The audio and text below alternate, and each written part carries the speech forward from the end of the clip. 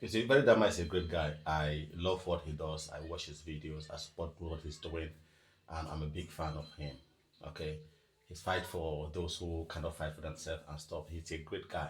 Honestly, don't get me wrong, but I just feel like sometimes there are some things that Verydarkblackman does that kind of jeopardizes the case he's fighting and puts the people he's fighting for at the risk of not getting justice.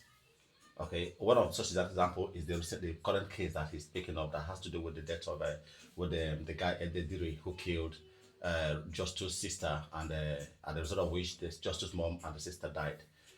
You see, you heard about the case that you have already known that there are efforts, something is going on in the background that could put that case at risk, and probably the guys may not get justice. And you did a good thing picking up the fight. You want to fight for these guys. Fine. You went to court the first time, and then you got what I would call privileged information. This information is not information that's in the public, and it's information that can help the case that you're fighting.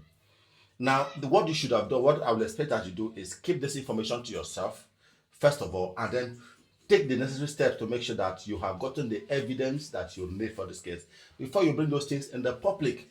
Probably after you have presented that evidence and it has become relevant in the case you're fighting. But after the first hearing at the court, you came out and you talked about someone who was in jail with the young man Ediri, and he told you certain things which you said publicly that could be used to turn the case around, and that guy will not get justice. And these things you came out to the public before you even went to do the DNA. You came out to the public and said, "This is what we are going to do. This is what we are going to do.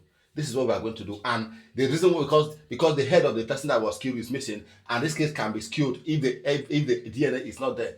And you have not taken steps to ensure that body is even still there in the first place. And also to make sure that it's secured and nothing happens to it until that DNA is done. You came out to the public and put that information out there. Even the people who are defending this guy and try to get a plea bargain for him will watch this video and they'll get this information. If the police are trying to frustrate this case, they will watch this video and will get that information. And what do you expect? Today now you've made another video that you've gone to the mortuary to go and get samples of the deceased so that they can do that DNA test. And then they said they have buried her. They have buried the body part. Not only did they bury the body part, they buried it with other corpses, about 1,000 of them.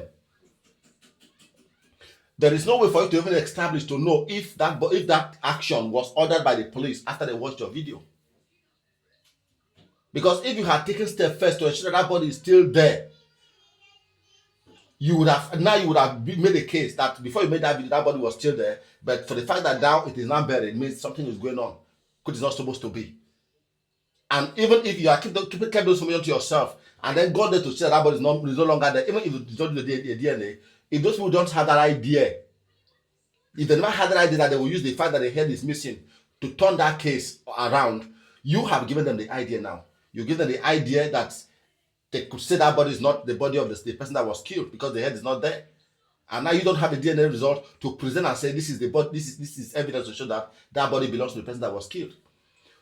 There's a reason why you have a lawyer. I just hope he will watch this video. There's a reason why the VDM have a lawyer. My opinion is that, and this is the same comment I put in the video.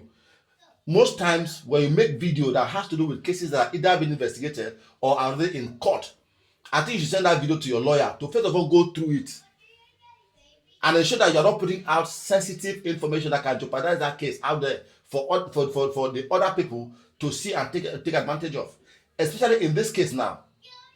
If this was actually their plan, you have actually given them a reason. You have actually given them the idea, or kind of made it easier for them. You know, and if they go that way, you have jeopardized the case you're fighting for. The justice might not come. You have done a good job.